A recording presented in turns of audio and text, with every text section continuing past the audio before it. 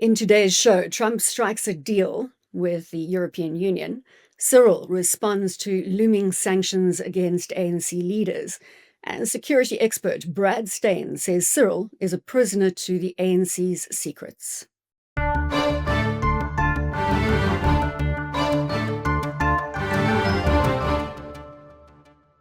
It's Monday, the 28th of July. This is your BizNews Briefing. I'm Bronwyn Nielsen. Trump says a deal has been reached with the European Union. European Commission President Ursula von der Leyen met with US President Donald Trump at Trump Turnberry Golf Course in Scotland on July the 27th. The leaders agreed to a deal that will see the bloc face 15% tariffs on most of its exports, including automobiles, staving off a trade war that could have delivered a hammer blow to the global economy. European Union is going to agree to purchase from the United States $750 billion worth of energy. $750 billion worth of energy. They are going to agree to invest into the United States $600 billion more than they're investing already. So they're investing a large amount of money. You know what that amount of money is. It's very substantial, but they're going to invest an additional $600 billion.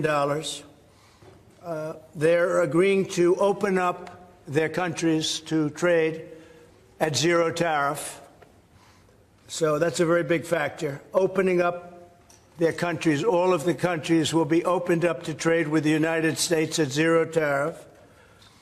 And they're agreeing to purchase a vast amount of military equipment. We don't know what that number is, but it's the good news is we make the best military equipment in the world, so sort of you have to do that. I mean, until somebody tops us, which is not going to happen. We're way ahead of every other country in terms of the quality of the military equipment. You saw that recently in Iran, and you see that, unfortunately, you see that often for all the wrong reasons, right? So those things are $750 billion, $600 billion, opening up the country. We are agreeing that the tariff straight across for automobiles and everything else will be a straight across tariff of 15%. So we have a tariff of 15%.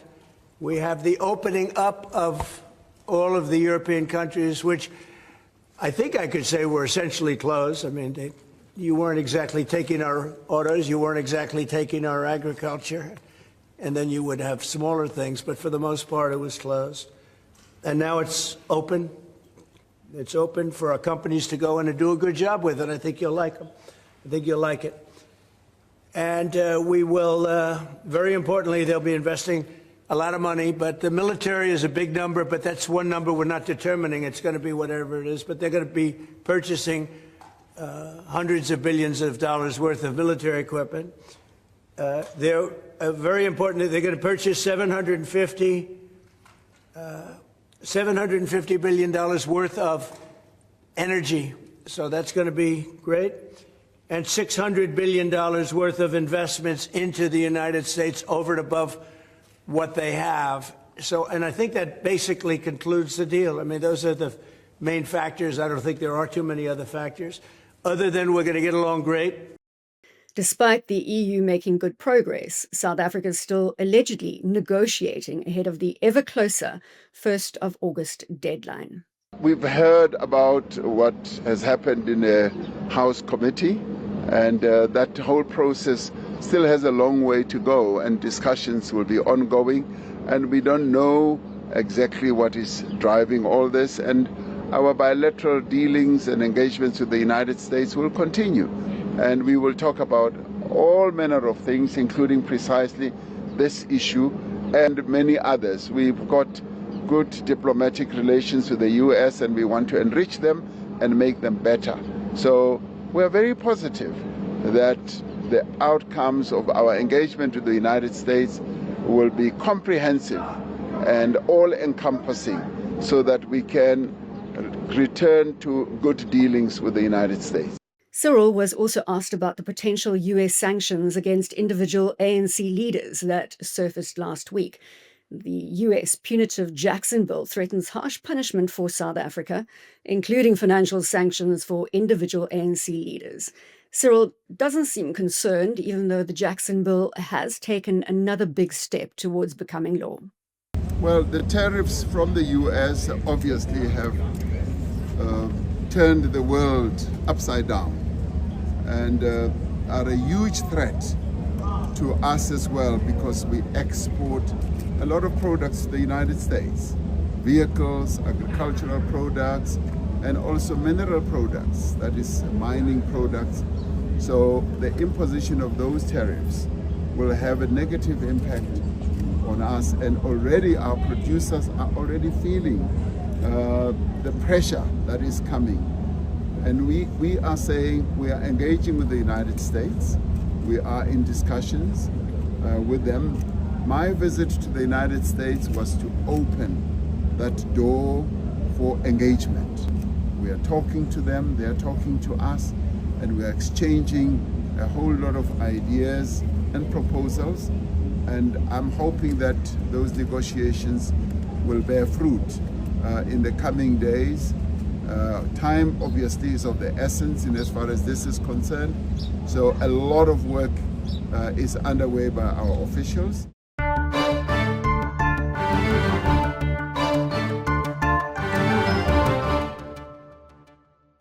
This is where the unthinkable happened. They just came here and took his car. No. I sold it to them. What's this? It's crime scene tape. Did they pay you at least? Within 15 minutes, money was in my account. Were you happy with the number they brought you? I got almost the same price of what I paid for the car. Everything was easy, everything was painless. Well, there you have it, South Africa. With We Buy Cars, you won't come short. I'll tell you really. 1.93. We Buy Cars, the easiest way to sell your car by far. That's life. That's what all the people say. That's life. You're riding high.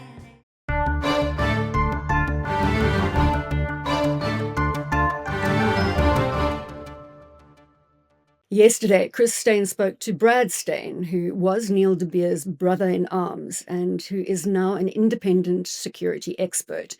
Steyn shares his view on Ramaphosa. Look now today, namhlanje, the mess we are in as a country. But rather than Cyril Ramaphosa gets into power, but rather than fumigating, he's slowly just walked justice into a coma state. His so-called new dawn became no action. He's got no backbone, no exit strategy. There's been no conviction of the Zondo Commission, ANC cadres that are clearly guilty for betraying their post and their oath. And then we have a look at things like Fala. That just symbolizes it all right there. The secrecy, the suspicion, and the silence. And, the ANC has been sold out. And, the fractions run the show. And the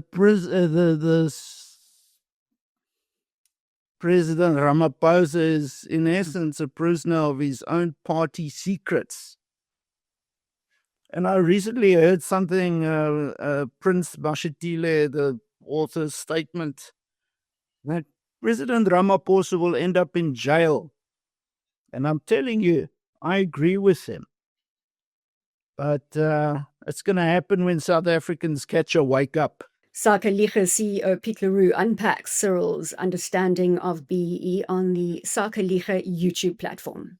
once you analyze what it means, once you analyze what BEE means, what employment equity means, it means that there is no room in this country within that ideological framework of political preference for a family-owned business with 50 or more employees that can be run by the family. It has to be, ownership has to be transferred to black people, a majority ownership, and the majority of employees and management and so on has to be black. This is the policy of the South African government. And so that seems to be a clear political preference. So I think he's sincere in that preference, and whether we like it or not, I don't think he doesn't think of it as evil. He just thinks that is justice, and he thinks maybe he calls it equality, but in fact it is to construct a new political dominant economy as the same way the political space is reflected. Then the second reason why I think he's sincere is that he does not understand that BE is economically harmful. It requires an economic understanding. And good economics is not equally distributed in society.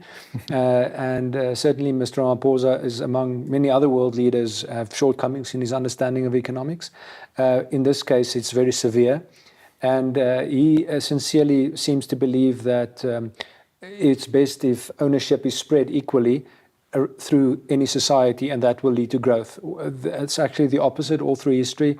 Some people are good at being stewards of capital, and other people are better at being employees. I'm an employee. I'm not a steward of capital, a little bit that I've built up over time, but some people, like very successful industrialists, have proven themselves to sort of refrain from consuming everything they own. They actually leave everything in production structure, and that helps society. But that's an economic understanding. If you don't understand it or don't agree with that analysis, then you can go down a bad path. So I'm afraid he's unfortunately, his analysis is wrong.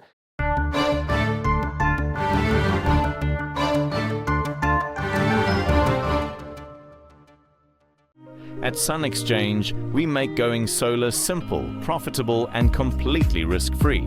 Join over 100 satisfied South African customers already enjoying the benefits of risk-free solar. Start saving today. Visit sunexchange.com and join the solar revolution.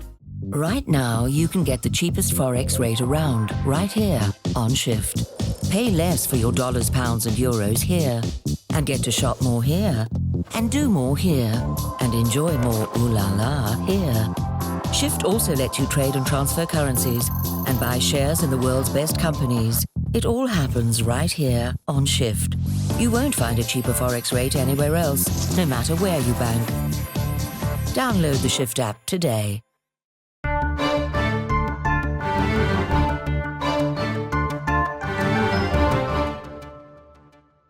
Turning our attention to by-elections taking place in South Africa, election analyst Wayne Sussman gives insight to the Patriotic Alliance's recent big win over the DA in a Western Cape ward in Paarl.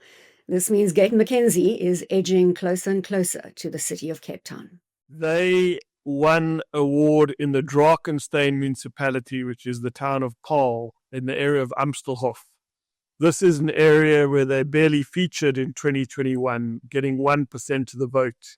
And here they were able to beat the DA by about 70 votes, which is a stunning upset and a great result for them.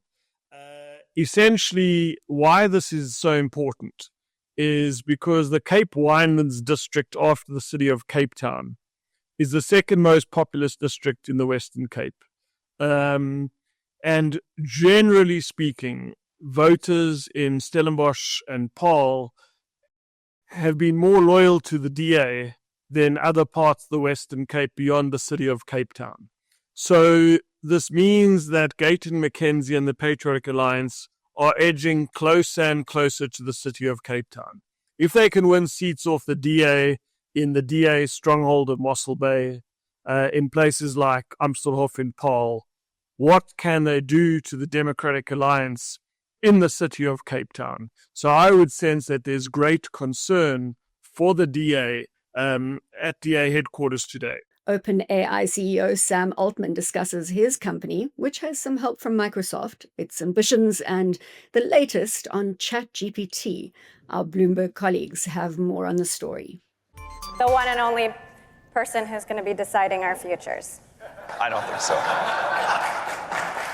So you have been everywhere in like the last few months. That was a long trip, yeah. It's like a very special experience to just go talk to people that are like users, developers, also world leaders interested in AI, like all day, every day for so long. In the middle of all this, you signed a 22-word statement warning about the dangers of AI.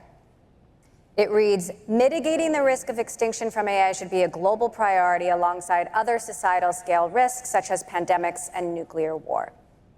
Connect the dots for us here. How do we get from a cool chatbot to the end of humanity? Well, we're planning not to. That's the hope. Like, you know, that's But there's also the fear. I mean, I think there's many ways it could go wrong, but we work with powerful technology that can be used in dangerous ways very frequently in the world. And I think we've developed over the decades good safety system practices in many categories. It's not perfect, and this won't be perfect either. Things will go wrong. The main thing that I feel is important about this technology is that we are on an exponential curve, and a relatively steep one. And human intuition for exponential curves is like really bad in general. It clearly was not that important in our evolutionary history. And so I think we have to, given that we all have that weakness, I think we have to like really push ourselves to say, okay, GPT-4, you know, not a risk like you're talking about there, but how sure are we that GPT-9 won't be? And if it might be, even if there's a small percentage chance of it being really bad, like that deserves great care. And if there is that small percentage chance, why keep doing this at all? Like, why not stop? I mean, a bunch of reasons. I think I think that the upsides here are tremendous. The, you know, opportunity for everyone on Earth to have a better quality education than basically anyone can get today. That seems like really important, and that'd be a bad thing to stop. Medical care and what's, I think, going to happen there, and making that available like truly globally, that's going to be transformative. The scientific progress we're going to see. I'm a big believer that like real sustainable improvements in quality of life come from scientific and technological progress, and I think we're gonna have a lot more of that. So there are all the obvious benefits, and you know, like, I think it'd be good to end poverty, but we gotta manage through the risk to get there. I also think at this point, given how much people see the economic benefits and potential, no company could stop it. I think even you would acknowledge you have an incredible amount of power at this moment in time. Why should we trust you? You shouldn't. Like, you know, I don't, as you know me for a long time, public talking, like I'd rather be in the office working.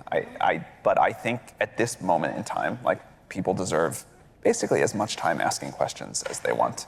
And I'm trying to show up and do it. But more to that, like no one person should be trusted here.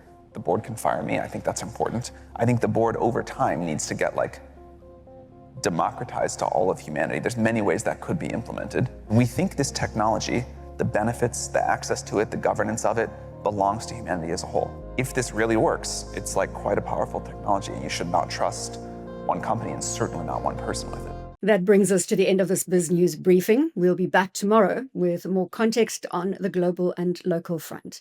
Thanks as always for watching.